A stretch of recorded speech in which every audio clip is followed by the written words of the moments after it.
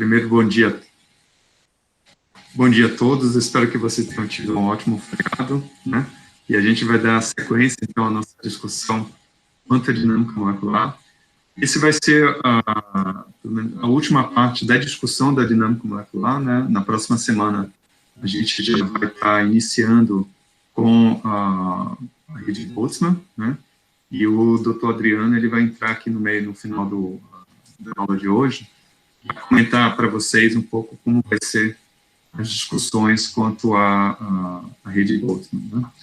E aí, para fazer essa ponte entre a dinâmica molecular e a rede Boltzmann, eu dividi a aula de hoje em 3 partes, né? Primeiro, eu vou fazer rapidamente uma revisão sobre o que nós fizemos e o que é que a gente vai estar fazendo hoje, né? Que são duas sequências de simulações.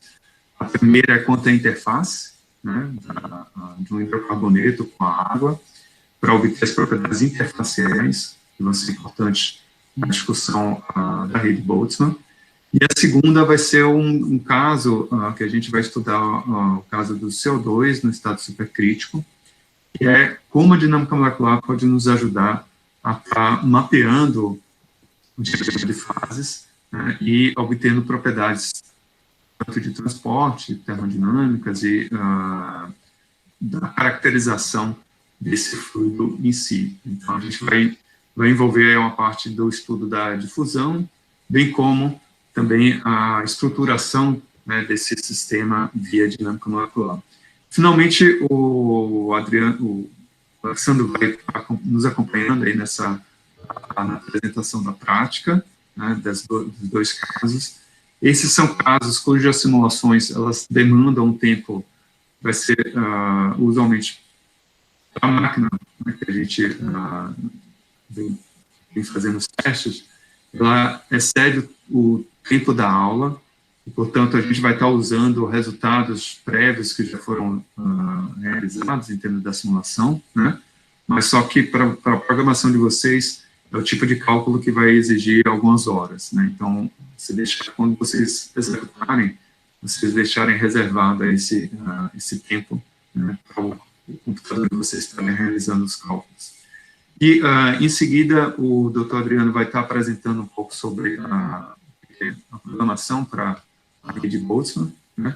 E a gente vai abrir para dúvidas e problemas, né? Então, se vocês tiveram algum problema, seja na implementação da máquina virtual, seja na execução das propostas dos laboratórios, né, e mesmo na visualização de alguns dos dados, a gente vai ficar aberto aqui para a discussão, né, e dar sequência, então, ao curso com a dinâmica, o método da rede Boltzmann na próxima semana. Tá? Bom, então, revisando um pouco do que nós havíamos discutido, né, essencialmente, a gente está na prática da dinâmica molecular. Acho que é importante voltar a só relembrá-los, né, o que é a dinâmica e como isso está implementado nos códigos, né? Então, essencialmente, os arquivos de posição e velocidades, eles são introduzidos, né, como dados de entrada. No caso das posições, a gente viu várias formas de fazer isso. Hoje a gente vai ver uma outra forma, né? A primeira é a partir de uma molécula, você gerar essa estrutura, né? Por exemplo, usando o PACMOL, ou você pode fazer isso no próprio LAMMPS, né? Onde você, dado um arquivo de topologia, você pode propagar essas posições no espaço, né? A segunda informação é quanto às velocidades iniciais, e aqui a gente usa a velocidade, poderia ser 0 no início, né? Mas também você já poderia começar com a situação que é próximo da temperatura-alvo, né?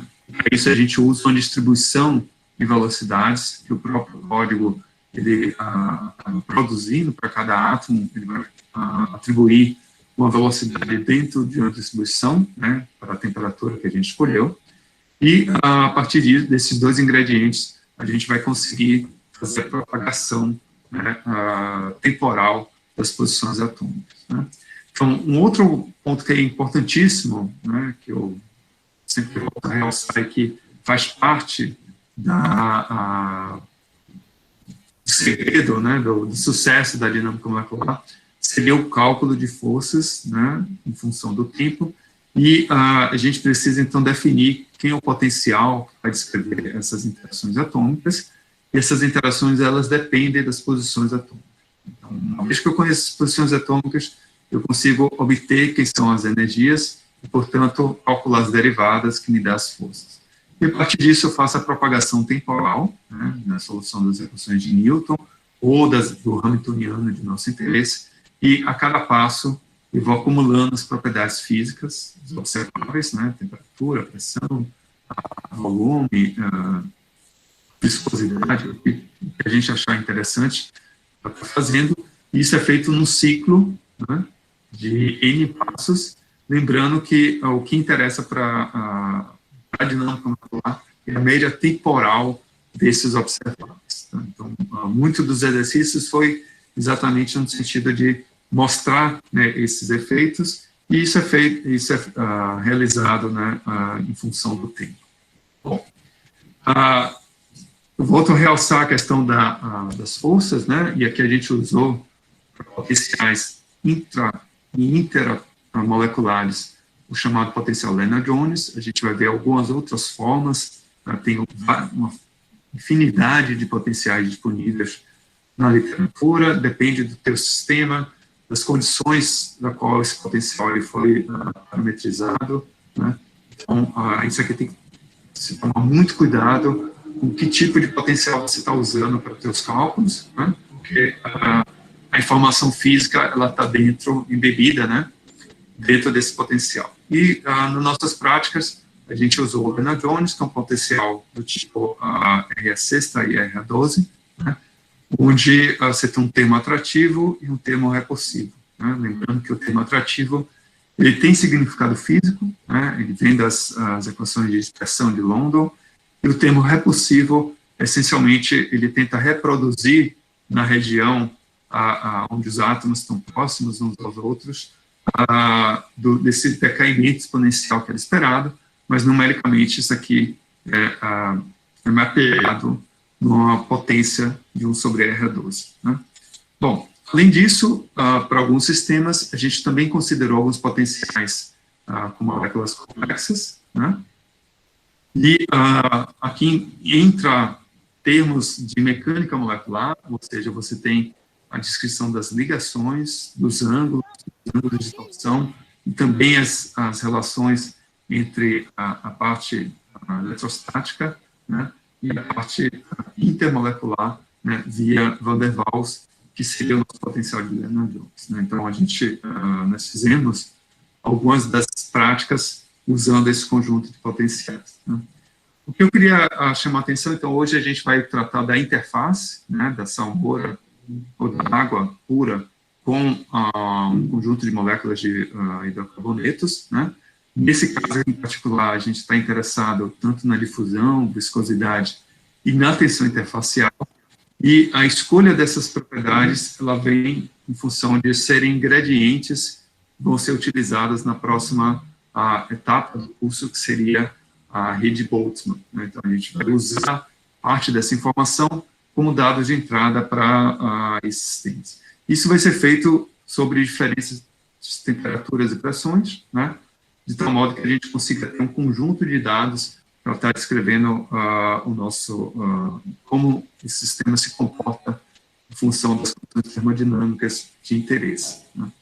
Bom, só lembrando que durante a simulação de dinâmica molecular, a gente tem duas fases, uma de equilibração, o sistema, né, atingir as condições de equilíbrio, a temperatura-alvo ou a pressão-alvo, e a região, a fase de produção, né, onde as médias vão ser realizadas de tal modo que a gente consiga comparar e obter as propriedades, os observáveis físicos. Né? Então, isso aqui é importante mostrar que também é uma maneira de monitorar como está o andamento da simulação, né, em função do tempo. Então, tem algumas propriedades que você espera que se conserve no tempo, então, portanto, a gente pode estar monitorando, por exemplo, a energia total, né, ou a variação de se você atingir equilíbrio contra algumas propriedades termodinâmicas. Né. Bom, eu queria chamar a atenção, assim, dado o título do curso, né, a gente está interessado no escoamento, e para isso, do ponto de vista da dinâmica molecular, vai ter algumas propriedades que são de interesse fundamental. Primeiro, mostrando como é que é a estruturação, né, desse fluido, em particular a dinâmica molecular, como ele trata da questão do ponto de vista de moléculas, né, de átomos e moléculas. Essa técnica ela nos traz é muito rica em termos de informações estruturais, por exemplo, a chamada função de distribuição radial, né? Essa função, que é algo que nós calculamos e vamos calcular também hoje, né? Essencialmente, ela mostra como é a probabilidade de encontrarmos um determinado espécie ou átomo a uma certa distância, né? E isso é feito uma média sobre todos os átomos do sistema, e com isso a gente consegue compreender como, né, para diferentes distâncias, por exemplo, onde você tem a maior probabilidade de estar encontrando um determinado tipo de átomo ou espécie.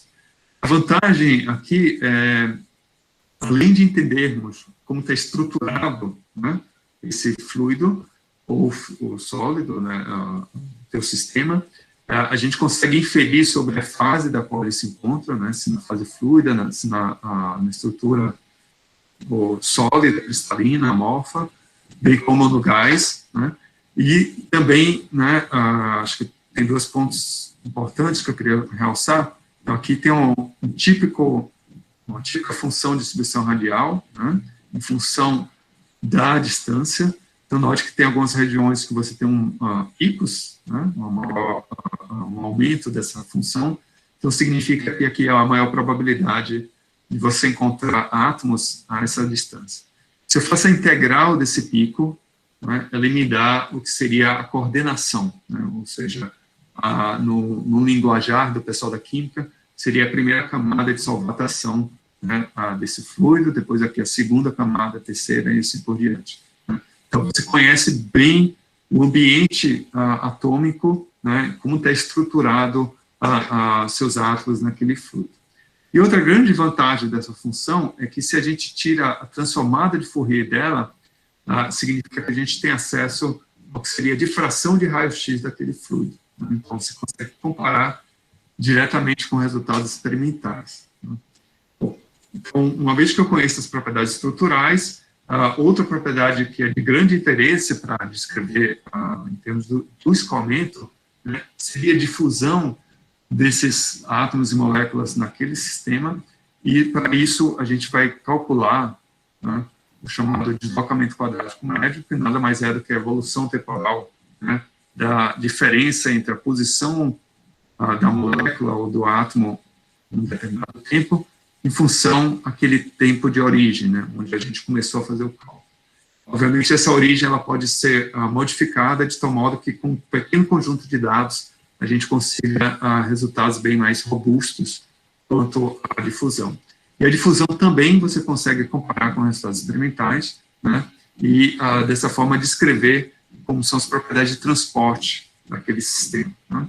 Então, tipicamente, aqui foi o caso do metano líquido, né, mas a gente vai fazer para o CO2 e já realizamos para a água, para o hidrocarboneto e na interface. Né, você vai ver que você pode calcular dentro da interface o que acontece com as moléculas de água, do óleo, se ela vai ser mais, vão estar se difundindo mais na interface comparado com o bulk ou não. Então, isso acaba nos mostrando a série de propriedades que é interessante para entender, né, o papel da interface para alguns sistemas, né. E aqui, essencialmente, você tem o deslocamento quadrático médio, em função do tempo, né. Então, tipicamente, você vê que esse valor está aumentando, né. Então, ele mostra que você está numa fase fluida, e o coeficiente angular, né, dessa reta, ele está relacionado com aquela relação de Einstein, né. Então, ela vai me dar o meu coeficiente de difusão, né, em função da temperatura e pressão que eu escolhi para aquele meu sistema. Então, com isso, eu consigo caracterizar as propriedades de difusão e de transporte do sistema. Né. Bom, hoje a gente vai tratar das propriedades interfaciais, né? E aí é um cálculo um pouquinho mais sofisticado do que aqueles outros que a gente havia realizado, porque ele vai requerer que a gente vai estar dividindo o nosso sistema em diferentes fatias, né? E a gente vai estar olhando para tensão interfacial. Então, tem várias maneiras de se calcular a tensão interfacial, algumas diretas, e a técnica que a gente vai usar é uma maneira indireta, né, porque a gente já vai ter acesso a partir dos dados que a gente estiver obtendo durante a simulação, que é a própria definição da tensão interfacial, né, ela é uma integral ao longo do meu sistema inteiro, né, da diferença entre os termos da pressão normais àquela interface e tangenciais àquela interface, né.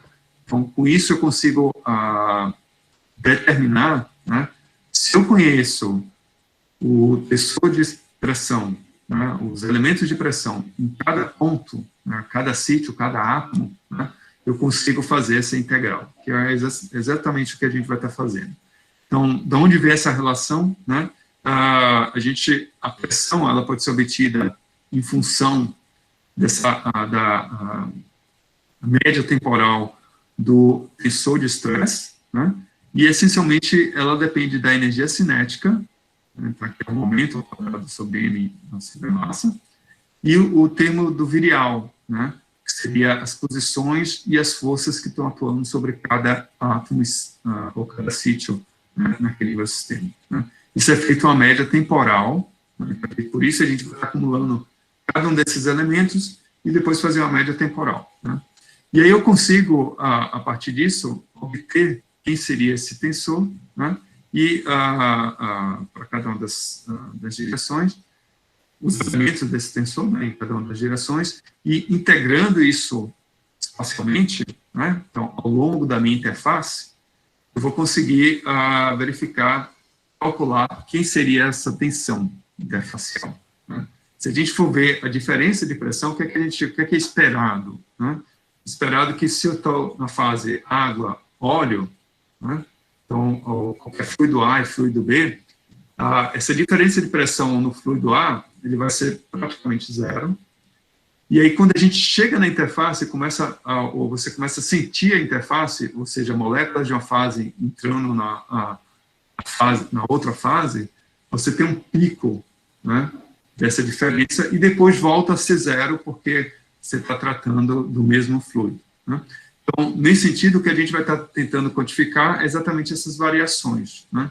E isso nos dá diretamente a tensão interfacial. E é impressionante a capacidade, né, dessa metodologia de estar extraindo essa informação, né, com base na discussão em termos de física estatística, e você pode comparar diretamente com resultados experimentais para uma determinada temperatura e pressão, né. Dessa forma, você não só conhece que é o valor, né, absoluto da tensão interfacial, mas também você pode estar inferindo sobre o que está acontecendo do ponto de vista estrutural, o que está acontecendo do ponto de vista de transporte, né, naquelas interfaces. Então, você tem uma ideia muito mais global, né, dos efeitos de interface para um determinado sistema, né. Além disso, obviamente, essa definição da tensão interfacial ela só faz sentido quando você estiver tratando de sistemas imissíveis, né?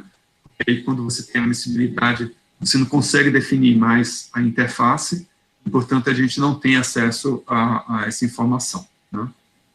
Mas você consegue fazer isso tanto da fase sólida para líquido, ou sólida para gás, como também líquido-líquido ou líquido-gás, né? Bastante completo essas informações. Bom, se eu conheço as propriedades interfaciais, em particular a tensão interfacial, eu também tenho acesso ao que seria, né, ao nosso ângulo de contato, né, que é algo que você consegue medir do ponto de vista experimental, e a grande vantagem, vocês vão ver que, no caso da dinâmica molecular, em poucas horas você vai ter acesso a essa informação, e se você tivesse que fazer experimento, condições de altas temperaturas, altas pressões, isso são meses, né, 1 ou 2 meses para primeiro atingir o equilíbrio, poder fazer o cálculo de uma forma, a medida, né, de uma forma apropriada e extrair essa informação né, via do ponto de vista experimental. Né? Então, aqui você tem uma vantagem de poder varrer sobre diferentes interfaces e ter acesso, né, a essa informação de uma maneira mais direta, segura e barata, né, comparativamente do ponto de vista computacional. Né? Obviamente, para essas médias, a gente vai precisar de tempos bem mais longos do que a gente havia feito na prática, né? São algo da ordem de dezenas de nanosegundos para poder ter uma média robusta, né? Então, um erro relativamente baixo para a gente poder comparar com os resultados experimentais. Né? Bom, então, o que nós vamos fazer na segunda prática, além da interface, vai ser olhar para as propriedades de fluidos no estado supercrítico. Né? A gente vai explorar essa região aqui do espaço do diagrama de fases. Né? A ideia é que a gente vai escolher um ponto e que vocês possam explorar outros pontos dentro desse diagrama. E a gente vê, por exemplo, qual é o efeito da pressão, né? Se eu estiver aumentando a pressão, qual é o efeito da temperatura, se eu estiver aumentando a temperatura, né? E olhar para as características desse fluido nesse estado supercrítico, né? Já que a gente não tem uma distinção entre líquido e gás, mas a gente tem propriedades que seriam uma densidade próxima ao do líquido, mas uma difusão próxima do gás. Né? Então, você tem umas propriedades bem interessantes aí, né, para poder estar explorando dentro do espaço de fase. E aí, esse vai ser outro exemplo que vamos estar explorando hoje. Né? Bom, só lembrando que a forma funcional, de novo, isso é algo que é importante, né? A gente vai estar tratando das energias usando as relações, né, da mecânica molecular, né, da ligação e angular, e como Lennard-Jones, para fazer as interações do tipo Van der Waals, né, e o potencial coulombico, onde você tem, para cada sítio, né, vai estar associada cargas. Né.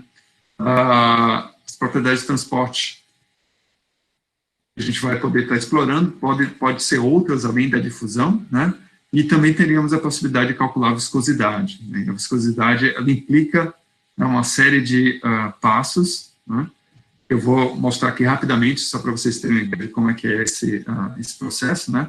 Essencialmente, a gente vai estar olhando para variações, né, em termos desse tensor da pressão, né.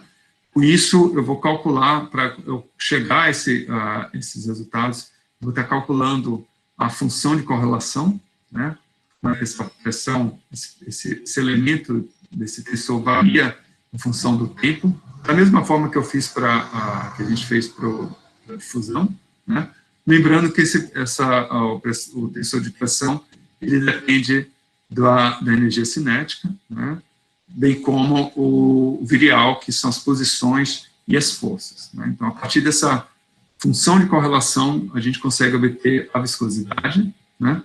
E para isso também, né, você pode calcular no estado supercrítico, e isso requer cálculos mais longos, né, do ponto de vista de estatística, para poder descrever bem essa função de autocorrelação, né, dos termos de pressão. Né. Então, essencialmente, vai ser essas propriedades que a gente vai estar interessados: a viscosidade, densidade, né, que a gente obteve na primeira prática, a difusão e a tensão interfacial. Todos esses elementos vão ser usados para a parte da rede Boltzmann. Né. Então, por isso que a motivação aqui para descrever o escoamento em função dessas relações. Obviamente, o assunto aqui não se encerra nesses exemplos que a gente acabou mostrando. Você tem todo um efeito de uma dinâmica molecular de não equilíbrio, por exemplo, né, que seria aplicar uma determinada pressão ou uma força externa que faz com que esse fluido possa estar se deslocando numa matriz porosa, por exemplo, onde essas forças externas podem ser um gradiente de pressão, pode ser um campo elétrico, uma diferença de temperatura, né, que pode induzir, né, esse deslocamento. Né. Então, acho que com isso eu vou parar aqui a gravação, né, e aí